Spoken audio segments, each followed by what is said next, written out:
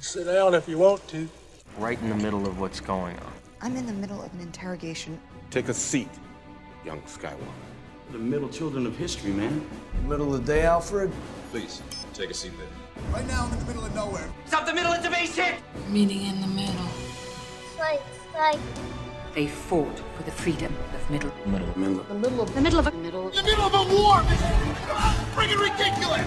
Why don't we have a seat and talk it over? No! Not the middle seat! For a whole other dimension of movie and TV news, access the Middle Seats podcast, the best seat in the house for all things movies and entertainment. I'm the soul of this great organization known as the Middle Seats podcast, Mr. Andrew Auger. Let me take you to my friends who are our co-hosts on this wonderful journey that you decided to join us on. Life is worth living when you're around this guy, Nate Lungarini. Howdy doing, everybody? Good to be with you. Excited for this record, which should be a nice, wholesome podcast. Yeah, we'll see. 5 seconds later, when he talks, it's like hearing an untuned trumpet in a jazz quartet screwing up a beautiful orchestra, Mr. Jake Hensler. You know, if you knew me, you could have had a really good joke there. I played trombone for like 3 years in middle school band. Did you really, though?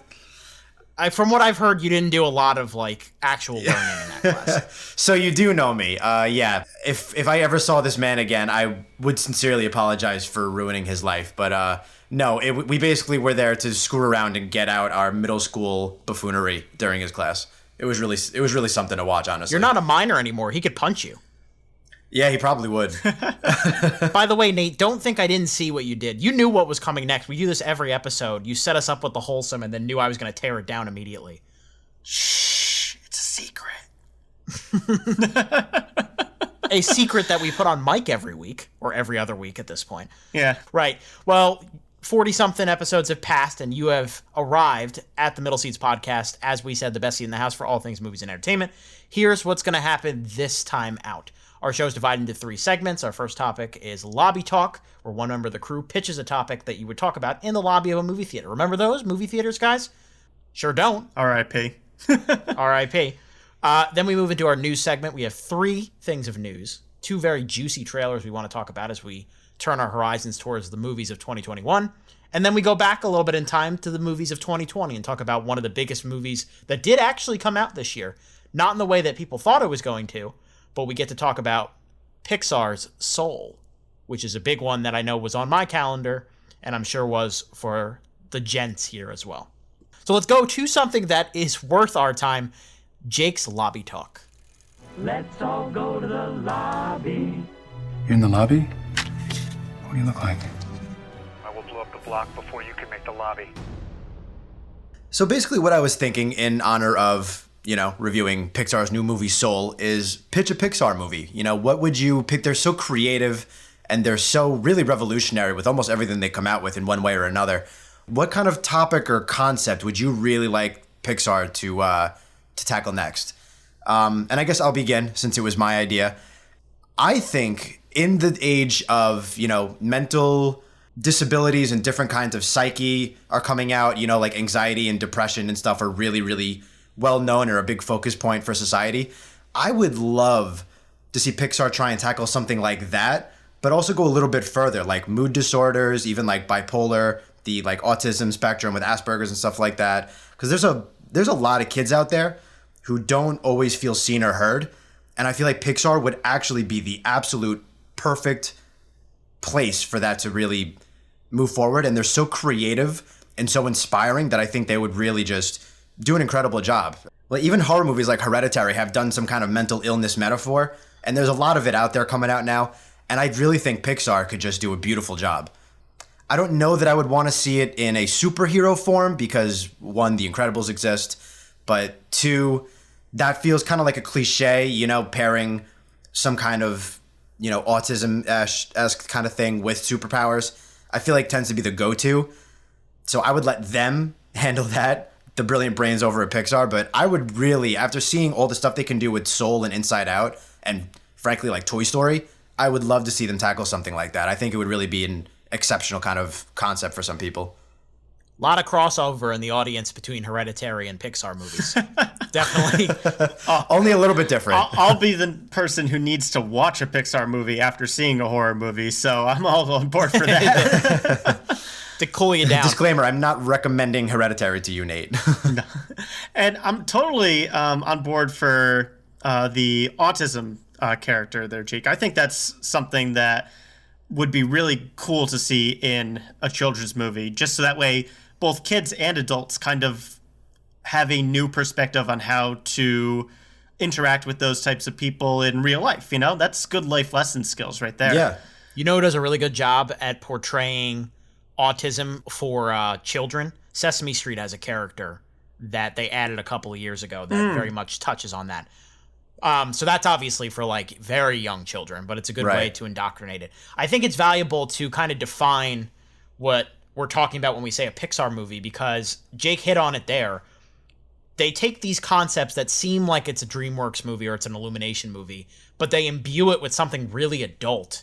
And mental illness is one that if we haven't gotten there yet, we're getting there, because it's a natural progression from Inside Out to Soul to this, especially with Inside Out being so much about emotions, but emotions for like a well-adjusted person, somebody that doesn't have major strife. So I think, Jake, that is definitely a concept that not only is plausible, but is inevitable in the next 5 to 10 years that they're going to tackle. I've already heard that Inside Out, in some cases, like with really young kids in school, they'll use Inside Out to kind of help them identify feelings in school. To me, that's brilliant. So if they could take that a step further, I would love to see it. And you know what? Actually, we're talking about Inside Out and Soul, but the natural progression, and it's not one of the most beloved, but the natural progression when talking about disability in Pixar movies is Finding Dory. Because Finding Dory is so much about Dory overcoming her issues to try and figure out some kind of semblance of her past, and there's all those other animals that have sea creatures that have issues within the Marine Biologist Center. So that's a very basic version, I think, of what you're talking about, and I think they could apply it to human characters going forward at some point. Yeah, totally. Nate, you want to go next, or you want me to go? Sure, I'll go next. Okay. So I was catching up on my Pixar during quarantine, and I finally saw The Good Dinosaur. It's just one of those that slipped me through theaters. And after seeing that and Soul, it confirmed what we already knew, that Pixar's just getting so good at your landscapes and your background details, your world environments. And I just want their next project to focus on exploring what you can do with that, specifically their nature stuff. So, like, I'd love to see, maybe not the main characters, but at least central characters to the plot of their next movies be these giant, like, colossal nature beings. I'm thinking like the Torterra from Detective Pikachu, or maybe like even like the stone giants from Frozen 2. I want to see something big and bold that doesn't look as cartoony as their main characters usually are. I think that'd be really, at least, beautiful to see. I like it. And then I want to explore another kind of dynamic with its main characters that we hadn't seen before. So I wanted to focus on a brother and sister in the next movie. We've seen family, but I want specifically the sibling rivalry. And I was thinking that like maybe the plot can involve like a hole that goes through time. The brother and the sister are trying to make like the biggest imprint on the world over the course of centuries, where you can see these giant colossal beings change their shape. But just seeing how little things grow over time, I think would be really cool to explore. Yeah, I was going to say, it sounds like evolutionary. Yeah, exactly. That's cool. I haven't thought of the brother-sister angle, because, I mean, obviously Onward is about two brothers, and there are elements of the brother-sister rivalry in The Incredibles. But that's a new dynamic. Yeah. Yeah, I want that, like, specifically the main focus, for sure. And I want this to be kind of set up the way that Prestige is, the Christopher Nolan movie, where you're constantly switching which character you're rooting for. I don't want it to be just like, all right, the boys are going to side with the boy character and the girls are going to side with the girl character, and just like that's how personalities work. I don't want that. I want people to see each other through each other's shoes over the course of time. I think that'd be cool. Boy, if people at home are playing Middle Seats Bingo, they are very close. They need one more. We've got an Incredibles reference. We've got a Christopher Nolan reference. We have a Hereditary reference. Like, we're not even past lobby talk. We got the free space, and then we're just going to have to mention something else later. But I like that. The shifting perspective, not that there is one definitive main character. Not one definitive person you're rooting for. Yeah, I really like both of... You're tying in those concepts? It's a brother-sister rivalry with these monumental, larger-than-life kind of creatures? Yeah, like maybe the giant colossal creatures are the ones that can send the brother and sister back through time, and they have like a neutral relationship with the two of them, and they don't really have a stake in whatever competition the brother and sister are in. I kind of want to watch this now. Like, I'm like waiting for a release date. That sounds really interesting. You and I are similar like that. We were unfortunately fooled by the Godzilla King of Monsters trailer and got excited for it. So anytime you're going to bring up some creative, colossal being that gets your imagination going, I'm in. And then the brother and sister rivalry is a tale as old as time, and yet we haven't seen it really, really delved into by Pixar. So, yeah, that sounds awesome. Right, because Onward's not really a rivalry. Exactly. No, it's kind of like understanding, coming to terms with stuff. Yeah. And trying to work together on a goal. Like, the entire plot of this movie, ideally, they're working completely independently of each other for most of it.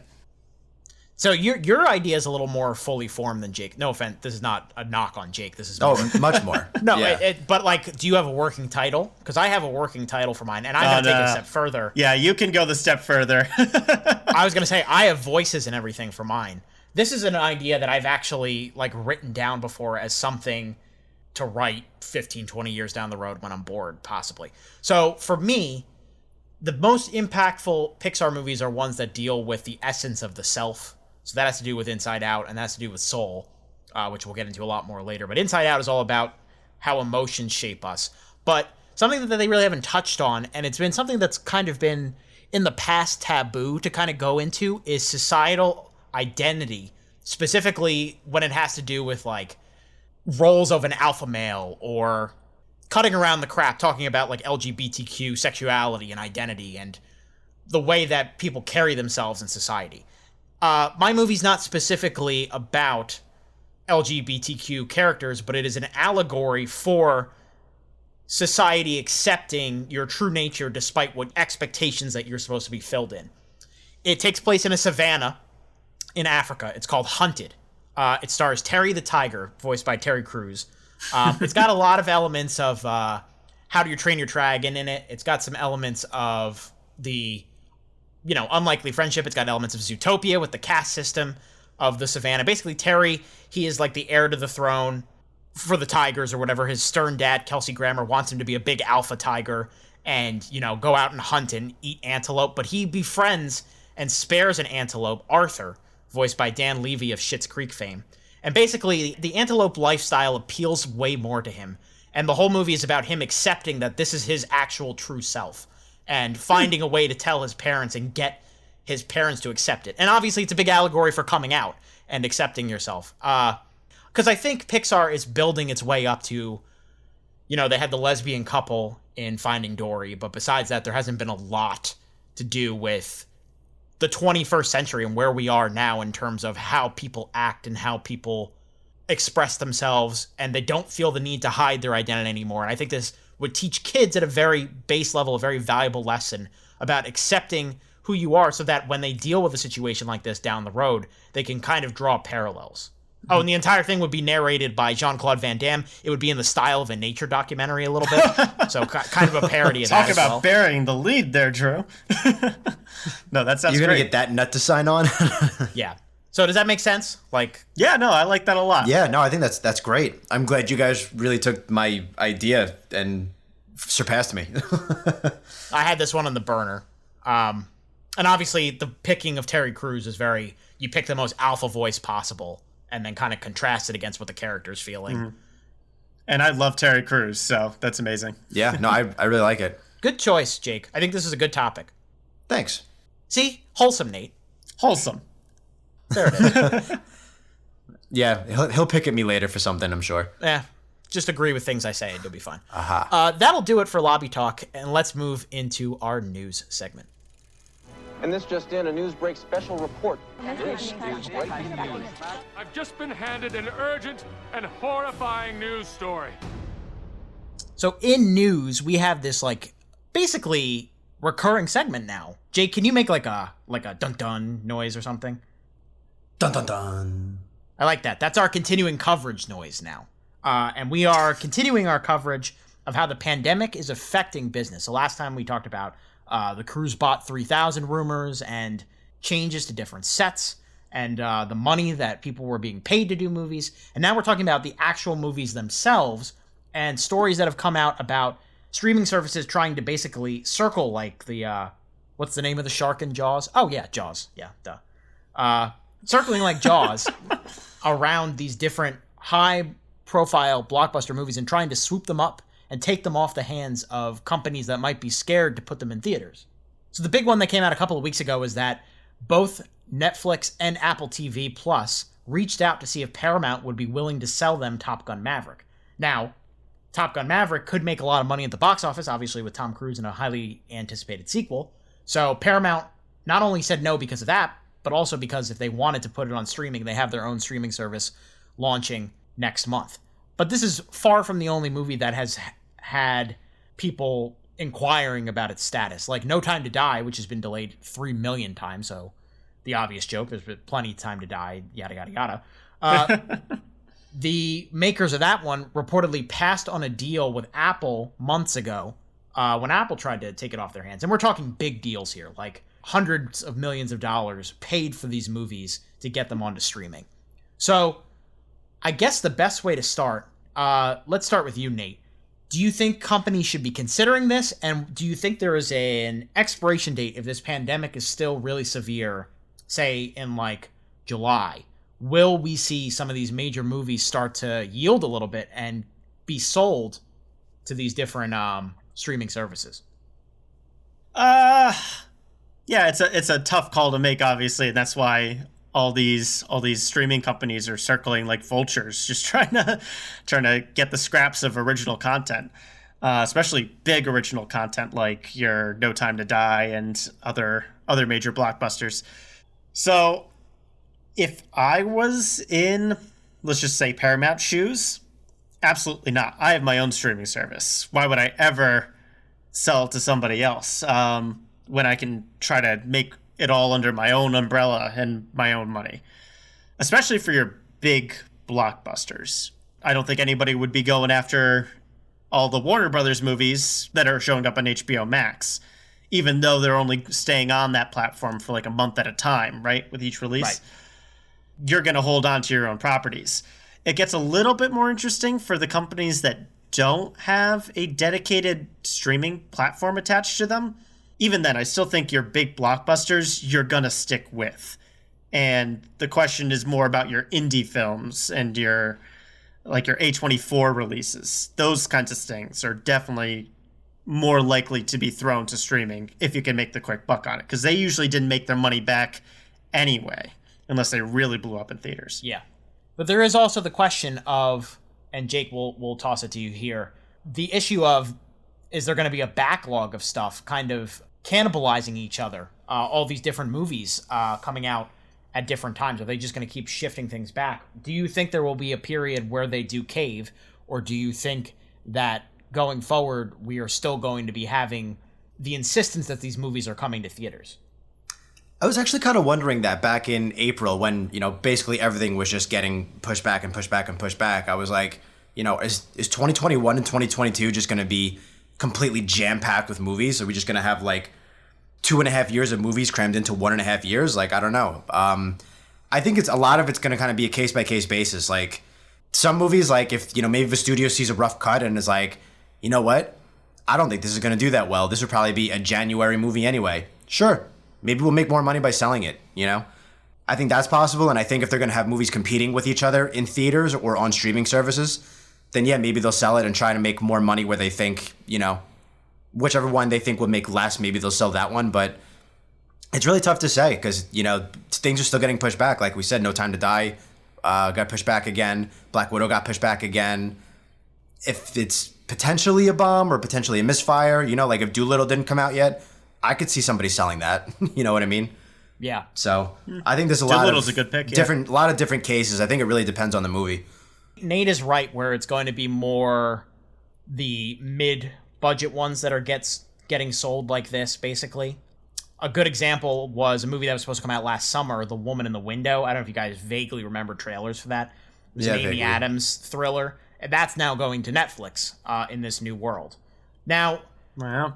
I kind of have an answer for my own point, which was the whole idea of the cannibalizing of the schedule in 2021 and 2022. And that's the point is, I think of it that way, where all these movies are going to be on top of each other. But in a way, a lot of these 2022 movies are being jeopardized in terms of their production because there's been such a backlog of things that haven't been able to get started because of this. So really, if you just think about it, it's kind of like, Nate, when you are on Adobe Premiere and you take the whole clip and you try to slide it, what's it called? Like a ripple edit? Yes, that's it. Yeah. Yep. You just take the whole thing and it slides over. That's what we're going to do with the release schedule.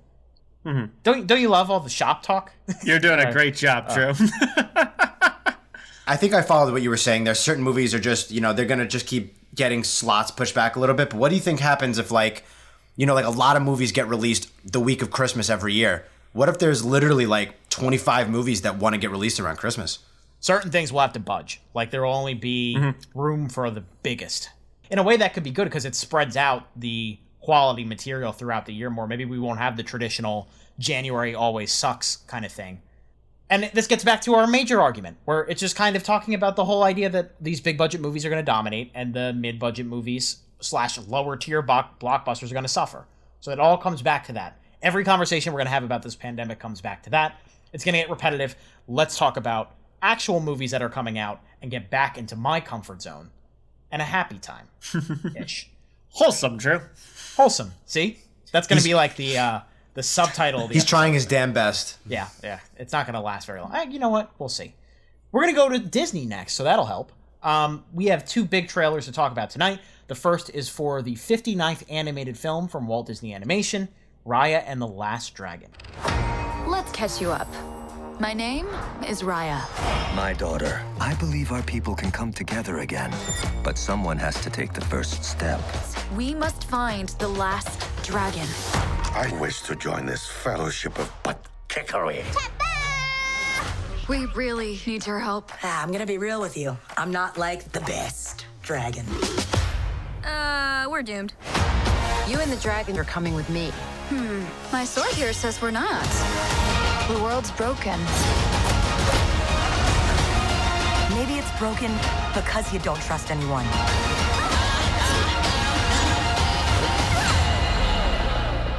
Raya and the Last Dragon is directed by Don Hall, who did the last Winnie the Pooh movie. He's been involved in plenty of projects. I believe he also was a director, or at least a co-director, on Big Hero 6. It's also co-directed by Carlos Lopez Estrada, who is making his animated debut. He directed Blind Spotting, which was a really underrated 2018 movie, for $30 on Disney Plus for Premiere Access, or in theaters on March 5th. Let's go a little bit into the synopsis. Long ago in the world of Kumandra, humans and dragons live together in harmony. But when sinister monsters known as the Druin threaten the land, dragons sacrifice themselves, yada yada yada. 500 years later, Raya, her pet pill bug companion Tuk Tuk, trying to track down the last dragon in order to stop these monsters for good. Kelly Marie Tran, aka Rose from Star Wars, is the voice of Raya. Awkwafina is the voice of the Last Dragon. There's also a lot of high-profile Asian actors in this. Gemma Chan, Daniel Day Kim, Sandra Oh, and Benedict Wong, who just seems to be all over the place in terms of Disney properties these days. Yeah, good for him. Yeah, it's getting that bag. Raya and the Last Dragon. It's the first original Disney movie, I think, since Moana. That might be correct. I'm trying to remember. Obviously, Frozen 2. Not counting Frozen 2. Yeah, and then Wreck-It Ralph 2 before that. I think it's Moana. I know we have some thoughts on this trailer. Obviously, there's a lot of influences from something like Avatar: The Last Airbender, Asian cultural influences here. Jake, what did you think of the trailer? I think it looks really cool. I think it looks really well animated, which at this point we can just expect that. I think it's 2021. If movies are don't look good visually, we know they have the money and we know they have the technology. So that is something we can expect now. But generally, I thought it looked really, really good visually. Just even, Nate was saying earlier, things like landscapes look great, certain colors pop. Like, I love that kind of stuff. So I think Raya and the Last Dragon looks really good like that. So Disney always has this, but like her animal sidekick is like the roly-poly thing named Tuk Tuk. They seem like they have a cute little rapport. It kind of reminds me of Moana, just a completely different story. And that's okay. I love Moana. So I'm pretty much on board after after watching the first 2 trailers already. I think it looks really, really fun. Disney rarely misfires. So, Yeah, it's certainly taking the template of what they've been doing for the last decade or so, where they're doing these kind of pseudo, quote-unquote, princess films, but in a way just kind of warping what it means to be a quote-unquote princess / strong female lead in the right. Moana, they might be a princess or some royalty, but they're certainly not a damsel in distress. Like, they've parted those two completely now. Right. So yeah, there are 2 discussions to be had here, Nate, and I think you're going to have a voice on both of them. Where it is visually, like Jake was talking about, the landscapes and the beautiful design of the action and stuff like that and the colors.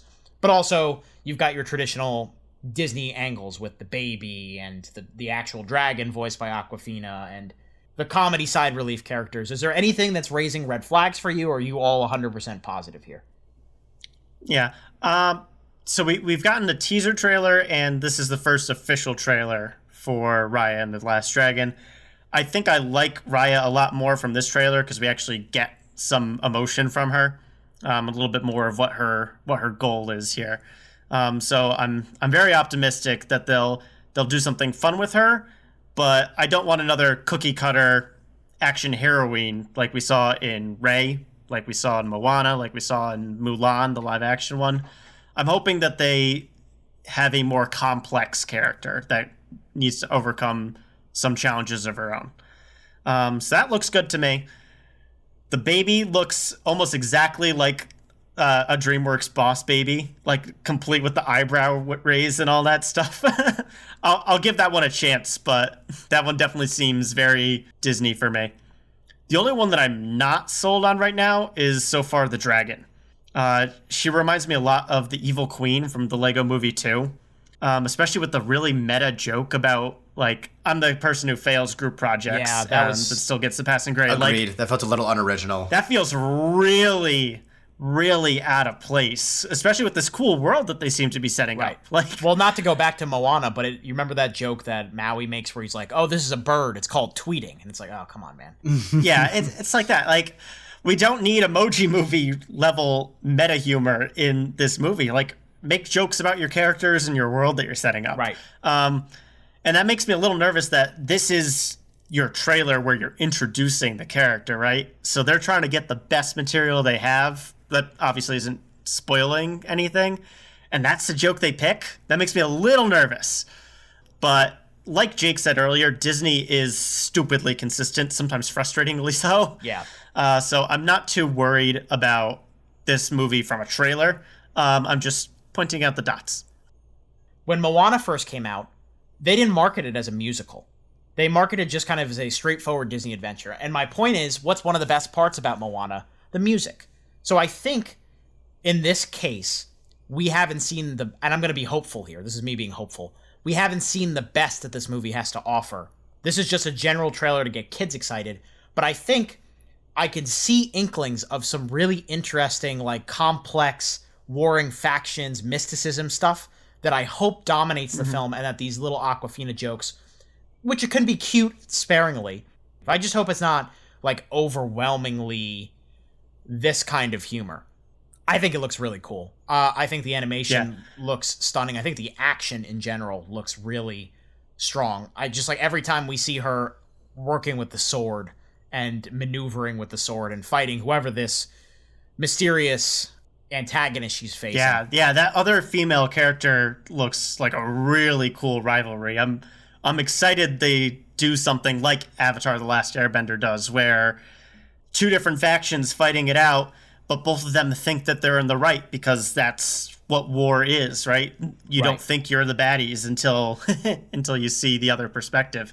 I think that could be really, really cool, and I really hope they dive into that because that looks compelling. Like that shot of them in the temple or whatever, like where she's walking, the King's Hall. The antagonist is walking down the stairs. Yeah. I love Oh that my shot god, yeah, already. that looks badass. The point I was trying to make with the trailer point is that I think that is probably the main crux of the movie. If I'm going to give them the benefit of the doubt to say that they are going to continue to work towards the complexities and the maturity that they showed with their previous few movies as a company. So I think as far as just selling what this movie is, all the different angles of what it is, I think this does a really nice job. I understand the worries, and I think that they are genuine worries, because it's like, okay, she's joking about group projects. She wouldn't know what a group project is. She's joking about, like, digestion. Okay, that's a poop joke. Like, okay, those are funny sometimes. But I'm fine with those in spurts as long as it doesn't dominate from something more dramatically potent. I will give them the benefit of the doubt. And we'll find out in a few weeks. That we will. Speaking of nuance and dramatic heft, let's talk about Godzilla vs. Kong.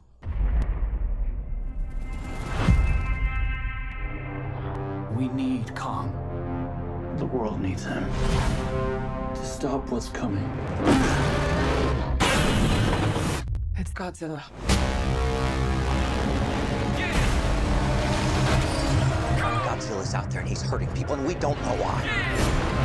The myths are real. There was a war. And they're the last ones standing. Who bows to who? Nobody gonna stop for me. Here we go. Kong bows to no one. That was the trailer for Godzilla vs. Kong, complete with some great hip-hop yo. Godzilla vs. Kong, directed by Adam Wingard, who is best known for horror. He did Your Next, which is a very underrated indie horror movie. He did the reboot of Blair Witch, which there are warring opinions about. He did The Guest. So he's known for mostly horror, and he's taking on this massive, big-budget ordeal. It's the fourth movie in the Warner Brothers Monsterverse, after Godzilla, Kong Skull Island, and Godzilla King of the Monsters. It stars Alexander Skarsgård, Rebecca Hall, Brian Tyree Henry, Isaac Gonzalez, Julian Dennison, and then the leftover cast from Godzilla King of the Monsters, aka Kyle Chandler and Millie Bobby Brown. They return, and it's pretty simple. Godzilla is being a dick, and Kong wants to kick the shit out of him. And I think that's the extent of it. We can only hope true. Yeah, that's kind of, we want that. Like, I Yes. just want a lot of shit kicking. I don't want anything else. But it seems like there's a lot of characters in this. Godzilla King of the Monsters, which we reviewed, and we never got it out to the public, but it was an experience, because we all did not like that movie very much. It was a very bad movie. We beat up on that movie more than Godzilla beat up on any monster in that movie. Yeah, Godzilla King of the Monsters sucked. And hopefully Godzilla vs. Kong does not suck. Oh, it's coming out on March 31st, HBO Max, and in theaters. So Jake, just baseline, first gut reaction. What do you think? I'm really, really trying not to do the whole, fool me once, shame on you, fool me twice, shame on me, but it's a damn cool trailer. I don't know what to tell you. I'm now more fully aware that it could go horribly wrong. I have learned from my past hype mistakes. Real crash course. I think Godzilla 2014 was good, not great. I think Kong Skull Island is fun, definitely not great. King of Monsters was far from great. And I'm hoping, Godzilla vs. Kong can bounce back and at least be as good as the other two that I mentioned. But yeah, I think it looks fun. And honestly, it really doesn't have to be that complicated. Don't overpack the story with characters. Don't overpack it with plot, really. Show us, actually let us see the monster fights, and we'll kind of be good. We're not really asking for a whole lot here. It shouldn't be that hard to mess this up, but it's proven that it can, and I'm still hopeful. That's what it is. I'm not overly excited, but I'm hopeful. I like the trailer because the trailer looks fun. It's well edited, and I'm just hoping it's good. I would love to see an awesome current modern day live action Kong versus Godzilla. It would just be awesome to see a good one. So I'm hoping for it, but we'll see. Nate, which of the 22 human characters do you think is going to be your favorite? Frick out of here. Oh, yeah. Trying to get me heated. Yeah. Wholesome. Breathe in, out. This trailer looks fun. I've seen a lot of cynicism over the rap music and a lot of justifiable cynicism about adding another young character who can connect with Kong, and like we're gonna have this character and 11 from Stranger Things duke it out on the ground while their respective monsters are duking it out above them. Who the frick knows? They have like a dodgeball tournament behind the lines, like.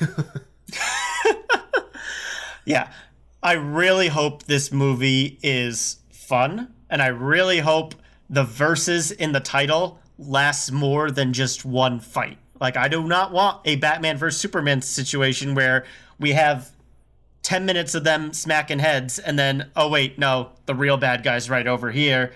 We'll go fight him now. And that's the last 20 minutes of the movie. Like, I know that's probably going to happen with Godzilla vs. Kong. Like, maybe it's Mega Godzilla, maybe it's King Ghidorah back from the dead. Who the heck knows? They'll probably team up toward the end. But I want, like, 5 good clashes. Yeah. For the love of God, just let them fight. It Listen looks to like Ken Watanabe, let them fight.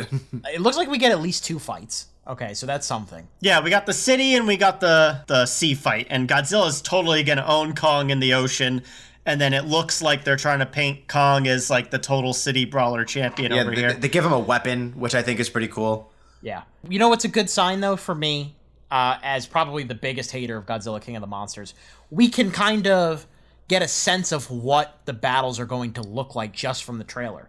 And visual clarity is literally the only thing this movie has to do to, like, at least minimum get a damp lawn chair. Minimum. I just need to be able to see what's happening in these awesome fights. Right. And it looks like, to me, it's going to deliver on that bar, at least. Now, Nate, I think you're absolutely right. I was going to ask for predictions, but I do think there's going to be a team-up or something. There always is. Almost every movie with verses in the title ends up with something like that. I don't see either one of them, like, definitively, like, losing and or dying. I don't see that happening. Adam Wingard said in an interview that there is a definitive winner, but I don't know exactly what that means. So Team Godzilla Kong beats Ghidorah, and that's the movie. Yeah, that's the winner. Kong is on Godzilla's back, and like they win. Like Freak the Mighty.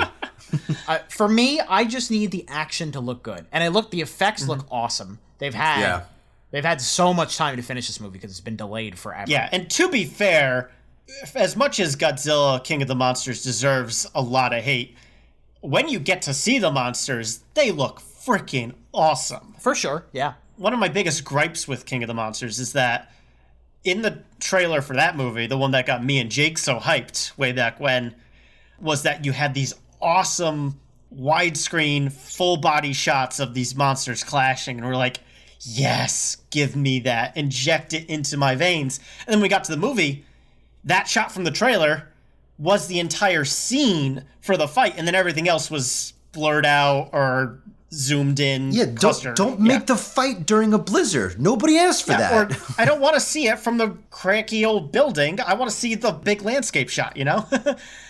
So if this movie can just have a single camera follow a motion for multiple shots and end, like John Wick, but for monsters, I will be so happy. Yeah, whatever. I don't have a lot of expectations, but in a way that's good, I think. Yeah. Yeah, I just don't want this to be a Michael Bay Transformers where all we're focusing on is the human characters. That's a mistake. We all know it's a mistake. Stop trying to make it happen. Anything else on Godzilla vs. Kong? I'll just throw it out there really quick that if this was a for realsies fight, Kong has no freaking chance. No Godzilla shot. breathes nuclear waste. You're good. Apparently he has no aim when it comes to this current situation, because we saw him go supernova in the last movie. Right. Kong has no chance if this was for real, but this is Hollywood. That's what I'm saying. Like, his stream is so centralized now. Just let it go, man. Whatever. All right, that's Godzilla vs. Kong, and then Raya and the Last Dragon. They're both coming out in March. Let's talk about something you can watch right now. That'll do it for news. Let's move into our feature review of Soul. Music is all I think about. It's my reason for living. There's a soul missing. Is this heaven? No, this is where new souls get their personalities, quirks, and interests before they go to Earth. Don't worry, you can't crush a soul here. That's what life on Earth is for. It's my life. Can you help me get back? Get ready Your life is about to start. Soul is the 23rd movie from Pixar Animation Studios. It was originally set to be released in June of 2020. It instead came out over Disney Plus, exclusively on Disney Plus, on Christmas Day. It's been watched by a lot of people. Disney Plus says it's the equivalent of like $145 million opening weekend or something like that, which actually, for the first time, sounds like a metric I could buy. Like, I could see Soul having made $145 million in theaters. Yeah, Netflix is like, oh yeah, you know, our newest film would have made $350 million in its first opening weekend. Like, no, it wouldn't have. Yeah, I don't. It was a teen rom-com. No, it wouldn't have. I was gonna say I don't think Murder Mystery with Adam Sandler was gonna make that much, but thanks for the blatant lie to the consumer. Anyway, Soul has been watched by a lot of people. It is directed by Pete Docter, who is now the head of Pixar. He has made, in my opinion, some of their best movies. Up and Inside Out are the two big ones. A lot of people love Monsters, Inc. as well. It's co-directed by Kemp Powers, who wrote One Night in Miami, another Oscar contender that is doing well.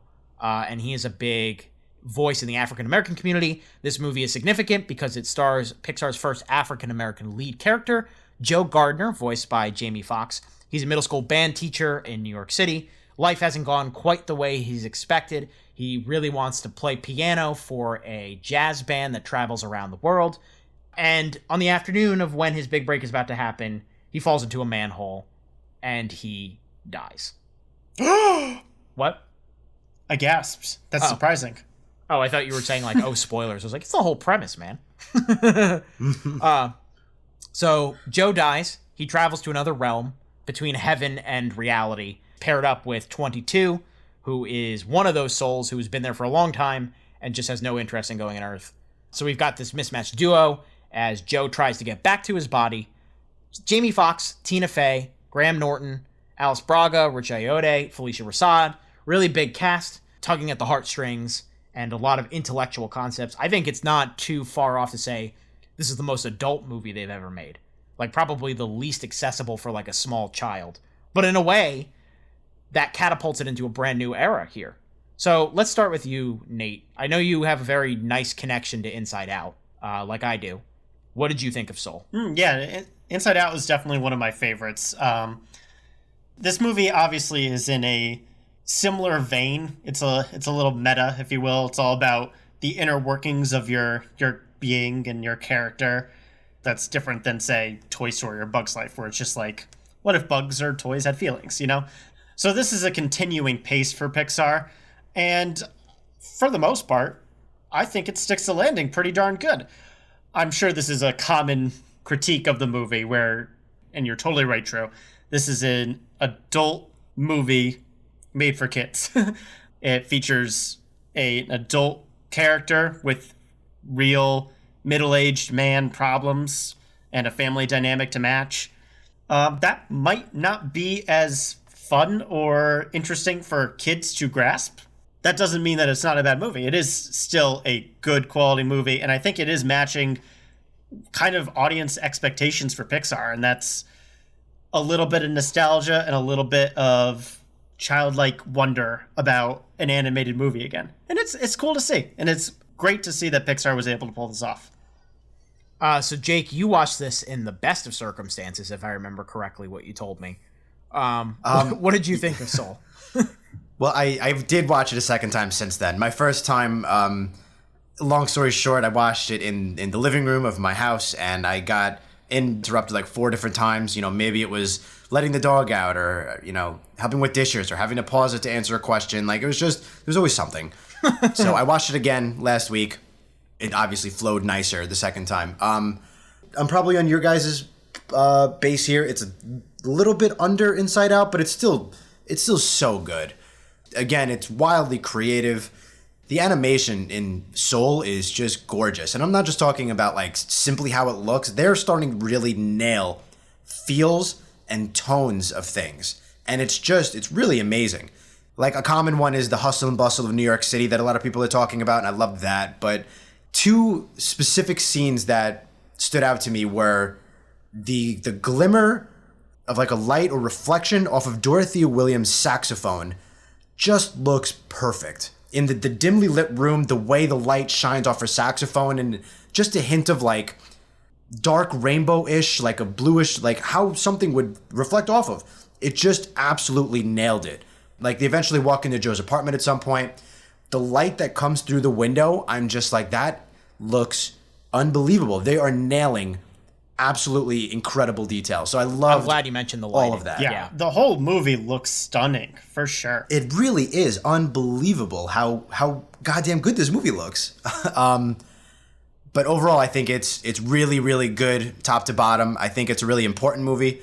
And I think it's one that not everybody's, I don't even think some adults are going to quite tackle the message and the overarching theme that they're getting at. It's honestly a pretty complicated one that really kind of does make you think if you sit with it long enough. But I have plenty more to say. I don't want to take up the whole thing before we get into spoilers, but it's really, really good. And I don't know, Andrew could tell me better, but like, how often does Pixar really miss? Yeah. I mean, they don't really. I mean, Cars 2, depending on what you think about The Good Dinosaur, it's just a remarkable string of consistency. And I'm glad that they are kind of getting back towards, because they had an era for a couple years here where they were very sequel heavy. And that's not a bad thing. Like, you get movies like Toy Story 4 out of it, and I thought Incredibles 2 was great. But I'm glad we're back on the original storytelling. Jake, I'm very interested to see how you synthesize and talk about the themes of this movie. I'm not going to be suspenseful or dramatic and withhold. Soul is my favorite movie of 2020. Oh, wow. I had a chance to talk about it on our last podcast when we talked about best things we saw, and I withheld for this exact reason. If you know me, this isn't a surprise. I'm a big Pixar fanboy. I always will give a leg up to animation if they are able to accomplish what live-action dramatic filmmaking also is able to accomplish. I think Pete Docter is not just one of the best animated filmmakers out there. He's one of the best filmmakers working, period. This movie is so incredibly well written. It is an evolution of what he did with Up and Inside Out in terms of specifically Up and Inside Out's themes. Inside Out is the obvious one because it's all about emotions and our inner self and what makes us a human being.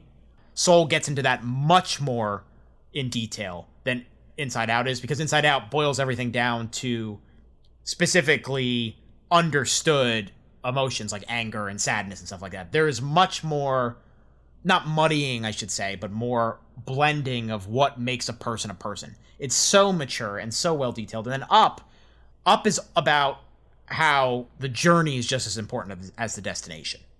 Soul takes that idea and takes it into this kind of metaphysical, reflexive zone. It's not this big grand adventure like Up is, but it has such unbelievably beautiful ideas and concepts that are visualized and made into music in a way that is so compelling. This is one of the best scores I've heard ever. Trent Reznor and Atticus Ross, who have been best known for their work with David Fincher, and of course on the Watchmen TV show, they have two different modes in this. They use a great mix of jazz, helped by John Baptiste, who does a lot of work with Stephen Colbert. And then they have this techno sound that kind of helps split up the reality on Earth and the reality in this different area. The voice work is excellent. Man, the design, just small things like Jake was talking about lighting, but the shadows of this movie, the fabric on the shirts. Yeah, you take the faces off the characters and everything looks basically photoreal. Yeah. It's honestly crazy how they capture New York City, having lived in it now too. It's like even the little things about just like where the grime is in the subway system, and the way people walk and stand around storefronts. Like, it's really, really cool to see, and the animation here is top tier. I can't think of anything that comes even close to it, honestly, in terms of world building off of a real place before. Like, there are moments where, like, if you put it next to a still photo, it would still be clear it's animation, but it would be close. Up and down this movie, every element of storytelling and filmmaking is extraordinary. The editing is great. It's a really funny movie. The flow of the story is perfect. The pacing is excellent. Like we said, it's really deep. And then it all builds to, like every Pixar movie does, the final 30 minutes, which is the most emotionally... It's like you're walking down the street. Let's just say your name's Rick Moranis, and somebody comes up behind you and hits you in the back. You know? No? Didn't he have to go to the hospital for that? He's fine.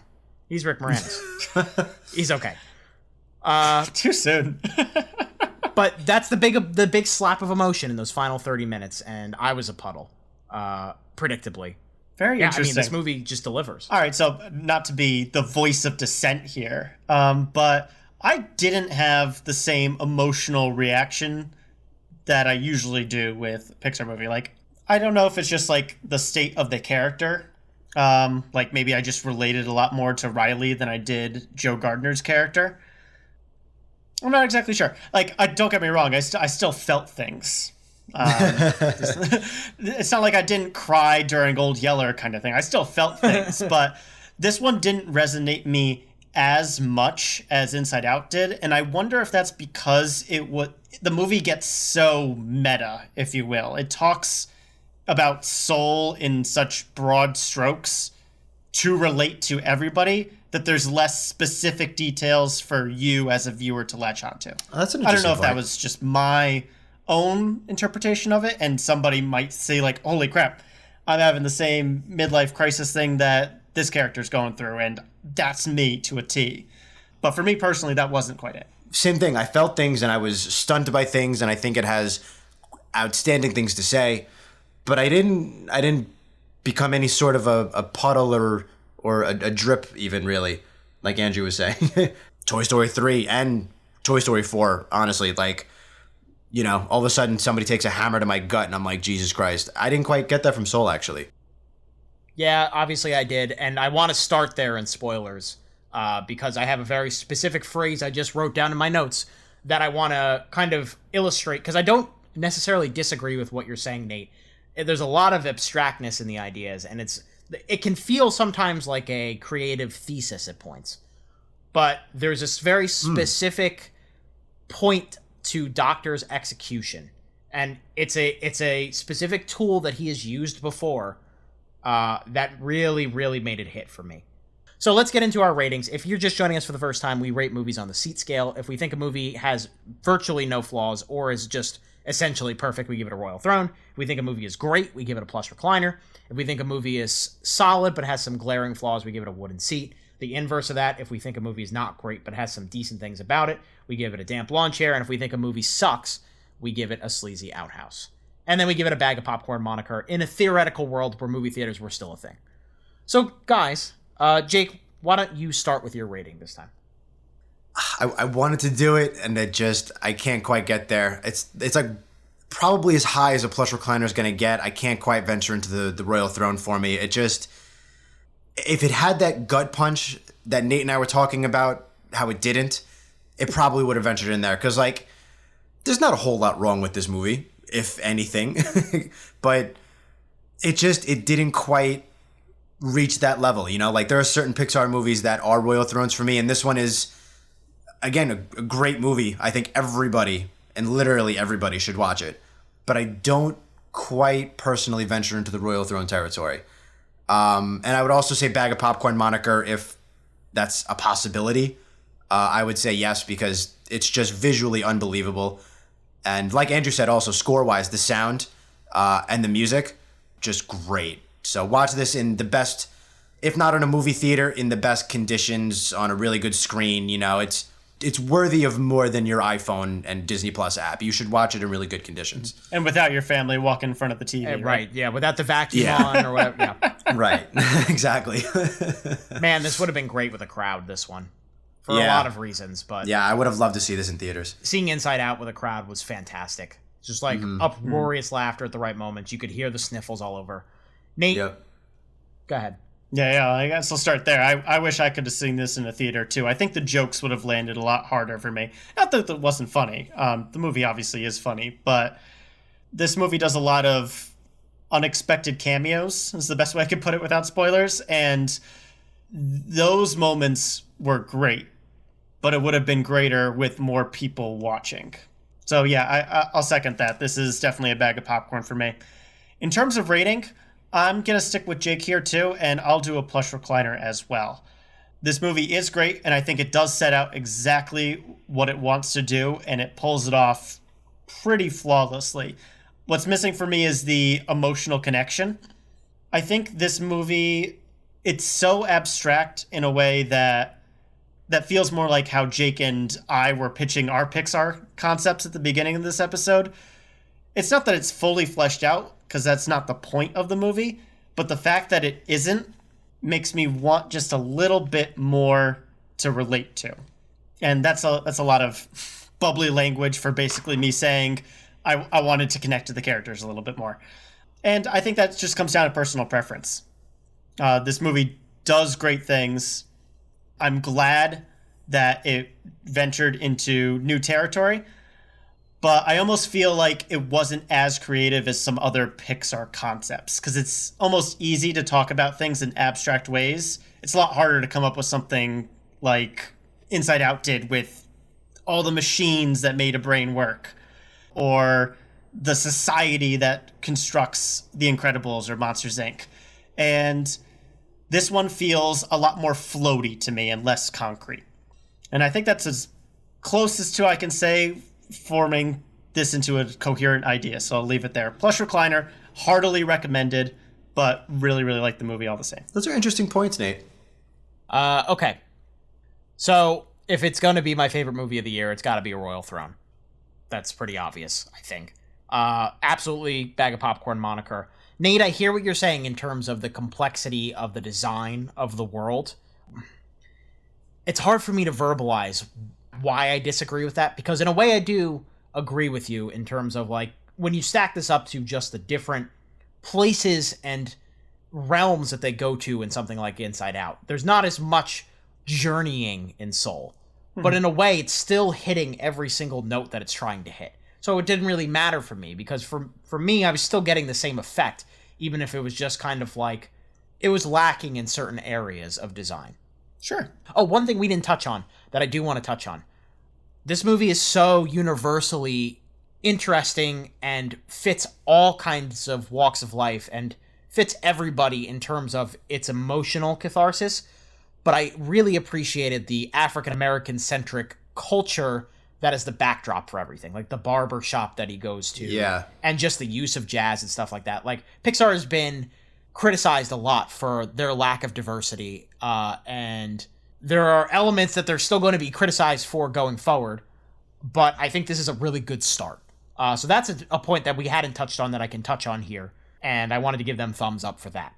But everything else we need to talk about in spoilers. If you have not seen Soul, please go and see it. It is a hearty thumbs up for all of us, even if we're on different levels of the thumbs up, like if mine's higher. Mine's a little bit higher. But if you have seen it, jump into spoilers. Whoa! Oh, spoiler alert. Spoiler! Spoiler! Excuse me, spoiler alert! So I want to start at the end, because we're talking about why it hit for me and why it didn't hit as hard for you guys. Clearly still were affected by Joe's decision to try and rescue 22. But I think for me, the specific technique that made it hit so well, and it's something Pete Docter is so good at, is the montage. Mm-hmm. Now, we talk about montages in kind of a satirical form when we talk about movies, like obviously Team America World Police make fun of them. But they're effective when they're done well. You can't say they're not. Like, the beginning of Up, obviously, is probably the most famous of Pixar's montages. And then at the end of Inside Out, kind of when they're going through the complexities of different memories that happened to Riley, and Joy is finally realizing that there's no such thing as just happy all the time. And that montage where he's sitting in front of the piano and just reflecting on his life, even if they're not specific things that have happened to me, they are concepts that just hit me so hard, because we just spend so much time like going through life, and we don't have time to slow down and just think about the really great things that we have most likely experienced. We're so worried about the next thing that we don't take time to look at the thing that's right in front of us. And I think that's such an important thing to say, and that's something that everybody can relate to, because Joe, I kind of like the complexity of his character in that he's pretty selfish for most of the movie. And this is a moment where he realizes how selfish he's been and how good he really does have it. He has things that give him joy. It's just not what he thinks was giving him joy. And I thought with the music and the visualization of everything that has happened up to this point, it was the peak of movie magic for me. It just hit so hard right there. I actually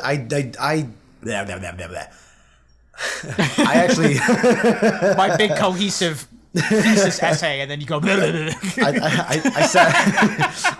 I just sounded like Foghorn Leghorn. I'll play. What I was gonna say is I really do love points like that. And for those keeping a bingo scorecard at home, here comes BoJack Horseman, because there's an episode of BoJack where he falsely is nominated for an Oscar, but he really thinks he is, and he's like, that doesn't make me any happier. And same with Joe. Joe lands this gig, and he's like, finally, my dream. This is what I've been waiting for. Mm-hmm. And then it ends, and he kind of goes, so what now? And she's like, we do it again tomorrow. And he's like, that's it? Like, I don't know. I guess I thought there would be more. And I feel like that is such an important, it's something I think I myself am still trying to learn. Like, I understand it, but I'm still learning it. But that is such a unique and important message. Like, it's not necessarily things or, certain levels of success that make you happy. It's, like Andrew was saying, appreciate what you have, where you are, what's going on here. And for me, that was one message. So I say this movie kind of has two messages, I think. My first one, I think, is kind of like that, and appreciate the little things. Like somebody playing music in a subway, how pizza smells and tastes, the beauty of leaves and leaves falling, and whatever that little twirly thing with the seed is at the bottom that falls at the end.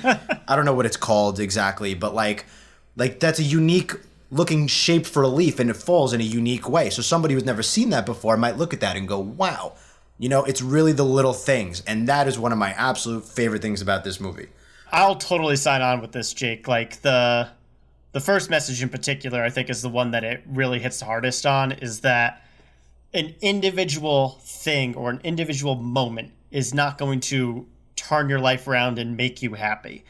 Happiness is gratitude for the life you have and have been having, and just appreciating who you are and the steps you've taken to get here and the direction that you're going, whether it's one direction or it shifts over time. Everything's good as long as you are content with your state of being and can face yourself and face the music, if you will.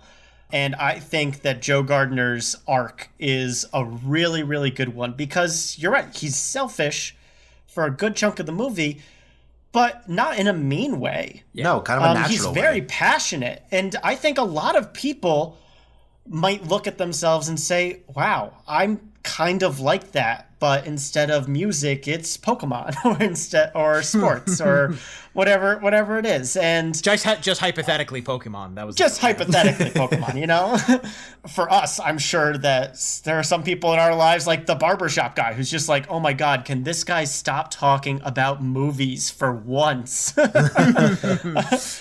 And passions are important, but so is appreciating your family and a random cat on the street or whatever it is. And all those little moments make for a very beautiful message. And I agree. The montage was the best way to put that out, because you can insert your own words and dialogue into that moment that best relate to you. And I think that was really, really powerful.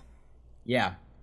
First of all, kind of talking about, we didn't go specifically into, Joe falls into this place that's the great before, and these different amalgamations of the coming together of the universe, aka Jerry, voiced very nicely by Alice Braga and Rich Ayoade, and a bunch of other actors playing this concept of a Jerry that gives people their spark.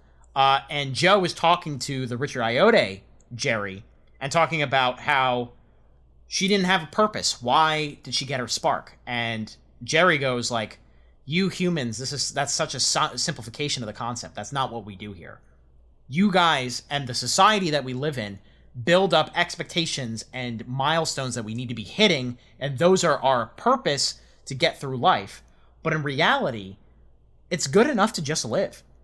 And that was such a powerful moment for me as well.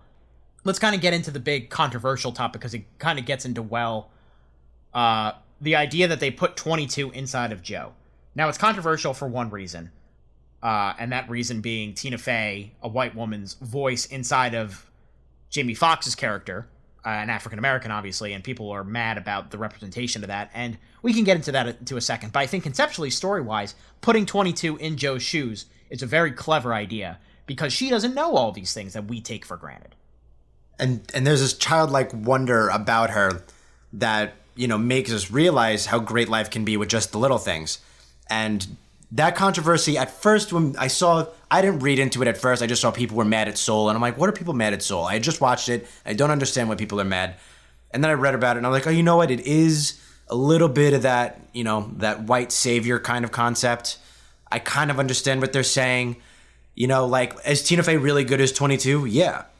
But it could have been like a Rosario Dawson, a Tessa Thompson, a Zendaya, a Tiffany Haddish. Like, why not, I kind of understand what they're saying. Why not cast a more fitting role? Like, Tina Fey's fine. I think she's really good as 22. But they could have cast a slew of other people that would have been more fitting, Yeah. It's a concept that I did think people were stretching a little bit, but I'm not of a person or of a place to say that it didn't bother me. You know what I mean? It wouldn't be I wouldn't be a person that would be bothered by that. I had not known about this controversy until you just brought it up, so consider me informed now. As a straight white male, I don't really think I have much authority over the topic. Yeah. Agreed. Leave it to people who know better.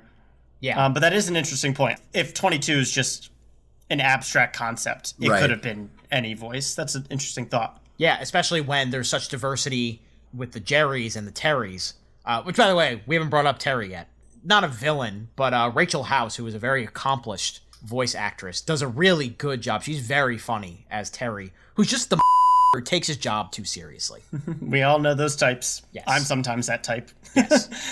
I definitely liked the humor from the Great Beyond. My only complaint is that for as beautiful as the movie is, I almost thought it was a little bit of a cop-out for all these, soul characters to just be lines, 2D lines. I almost thought, you could have come up with a more creative design than that, Pixar. It's actually funny you mentioned that, because when they flash you the Great Beyond, it's it really does feel like, whoa.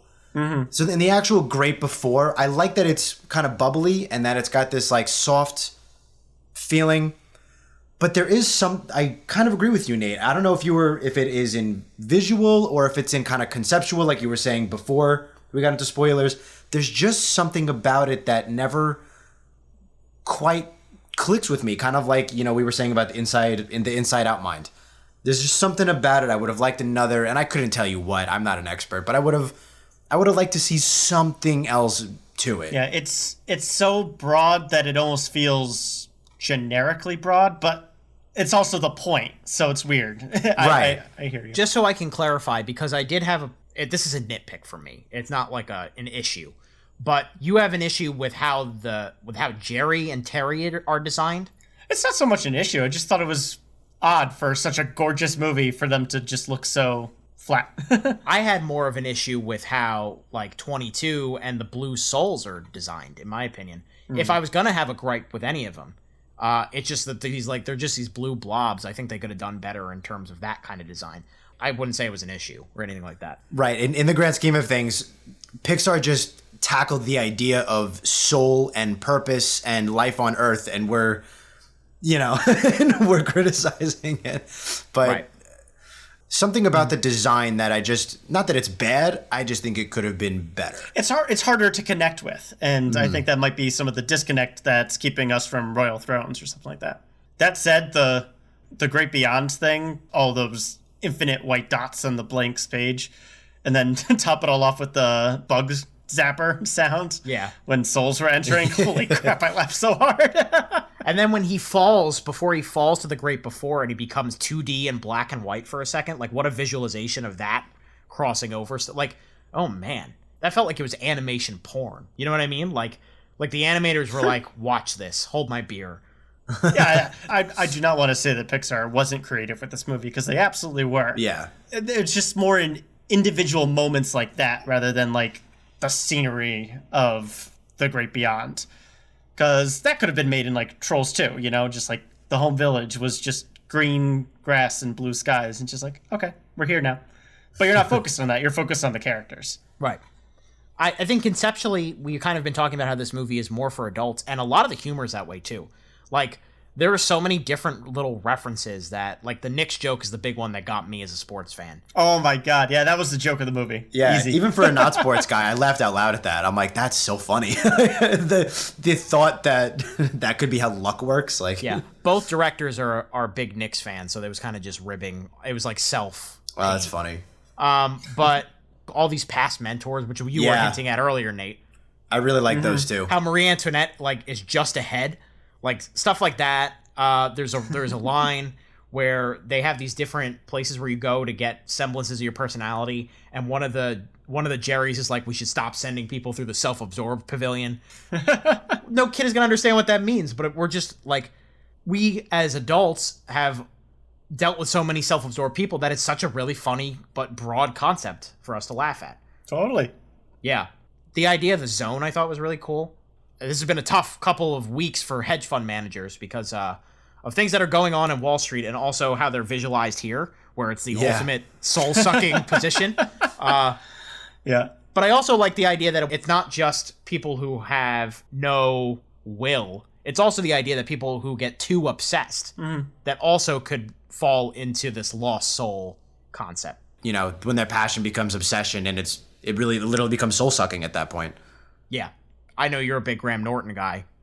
Pretty great to see him in a role like I this. thought he was really good, actually. Yeah. I was like, that's an interesting choice. I thought he did a really good job. He was really fun, and it's pretty much just Graham Norton being himself, I think. But like, it really worked there. He was good casting. This movie's really well cast. I haven't said enough about Jamie Foxx. I think he does a fantastic job. Yeah, we really haven't talked about Jamie Foxx. He's so good. Yeah, it's an absolutely perfect choice given his skill set and what we know about him as a persona. But he brings a lot of like gravitas to just the different moments. But also, Joe never feels unlikable too. It's such an interesting and important balance. Even when he's a cat, which we have not talked about yet. That was like the big twist of the movie in the second act is, that cat on the poster, Joe is that cat for most of this movie. I like that it gives him an opportunity to watch from afar. It ends up working really well, but if I'm going to be... And I didn't have as much of an issue with it my second time around, but the first time I watched it, when he gets teleported into the cat, I kind of rolled my eyes. I was like, are we doing a body switch thing, Pixar? So many people do that. You guys are like the creative masters. But it does work, and they make it work, and I didn't have much of a gripe with it the second time, but really... I totally hear you, but it fulfilled the purpose. It does, yeah. With it, you know? It does. From a plot perspective, you totally need to have Joe detached a little bit to, like you said, Drew, see from afar and kind of view his life through another lens. I will say, though, that it's probably the weakest act of the movie for me, is that second act, because there's just a lot of your standard body swap jokes in there, like, how do I shave as a cat?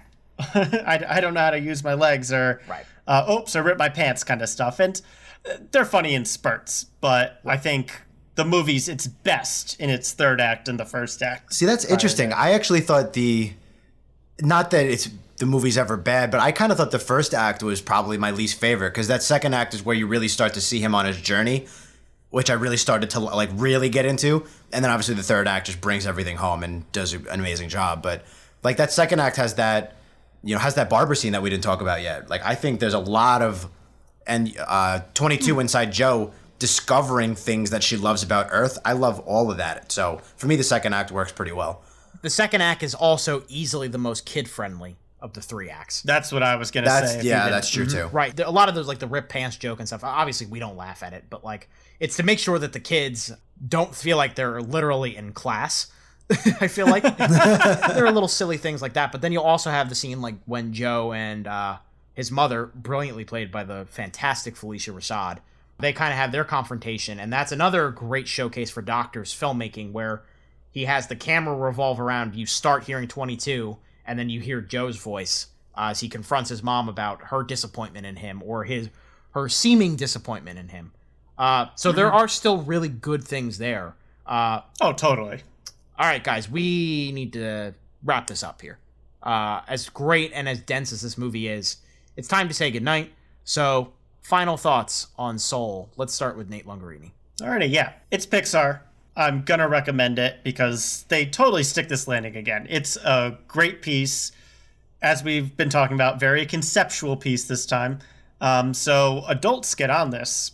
Kids, if you're into it, you're into it. But I think really a lot of adults need to see this movie and just breathe for a little bit. The world's very stressed out right now, and righteously so for a lot of different reasons. This is a good escape movie, a good feel-good movie. It brings with all the joys that Pixar does. It will pull your heartstrings. It'll make you laugh. It'll have you in awe at these beautiful pictures that the artists behind this movie paint for you. All in all, it's a complete package. You really can't go wrong with Soul. Big thumbs up for me. Liked it a lot. Go ahead, Jake. Yeah, same. I think there's a lot of that it has to say. I think there's a lot of good messages. There's even a lot of good scenes, like we talked about, him and his mom, the scene in the barbershop where he just assumed this guy was destined to be a barber, and it turns out, no, he just did it to pay the bills, and he ended up happy where he is. He figured it out. He figured out a way to be happy with his life, even though his dream fell flat. There's a lot of great stuff like that in this movie. So I think it has a lot to say. I think it's exceptionally well written. It visually is great. Voice acting's great. Nate sounded like he explained it better than me. That just, to me, felt like there was something a little bit missing. It just falls short of a royal throne, but it really is great. There's really no reason for anybody not to watch this. Like, certain movies are not for everybody. Everybody can watch this movie and like it to an extent. So yeah, I would say definitely recommend. Nate and I were the low men, and we're highly recommending it. So yeah, definitely go watch Soul. The fact that this is a royal throne for me, and is probably not in my top 5 of Pixar movies, tells you everything you need to know about the quality of work the studio puts out. It's remarkable. It's just remarkable how they continue to hit the bars, the, quite frankly, unreasonable expectations we have for them. But you heard, if you listen to this podcast all the way through, thank you. But you heard at the beginning some of our concepts for pitching a Pixar movie. And a lot of them are high concept things that are really, really difficult to translate and get across, not only through film in general, but to be a widespread, potentially billion-dollar movie. They don't have the luxury of being like an indie animated movie. These are meant for everybody. And the fact that they can entertain generally like Soul does and be as funny and clever and sweet as it is, while also just getting into the nitty-gritty of what makes us a person. It's mind-blowing. It's like you feel like Jaden Smith watching this thing. They are going to continue to hit different topics like this, and Soul is yet another high point in what has been a series of high points across 25, now 26 years as a studio. That'll do it for our review of Soul. Before we go, Nate Lungarini, where can our friends find us on the internet? Alrighty, here's how you can get in touch with us. Please like, comment, and subscribe to our YouTube channel, The Middle Seats. You can also listen to us on the go on all your podcast platforms, including Spotify, Stitcher, iTunes, and SoundCloud. For questions, comments, and updates on the show, keep an eye on our Facebook, Instagram, and Twitter, all at The Middle Seats. And if you like what you hear and you want to see more content, let us know and spread the word. Thank you for joining us in this wholesome episode of the Middle Seats podcast. If you want to hear something that's a little bit more argumentative, listen to our Tenet review. If you want to hear something that's a little more down, listen to our Wonder Woman 1984 review. We will be back soon. We don't know exactly what we're going to be reviewing yet, but it will be probably something on the horizon from 2021 as we get into the thick of this year and the bigger movies start to come out. So, that'll do it. For Nate Lungarini and Jake Hensler, I'm Andrew Auger. Keep that seat warm, everyone. We'll be back soon.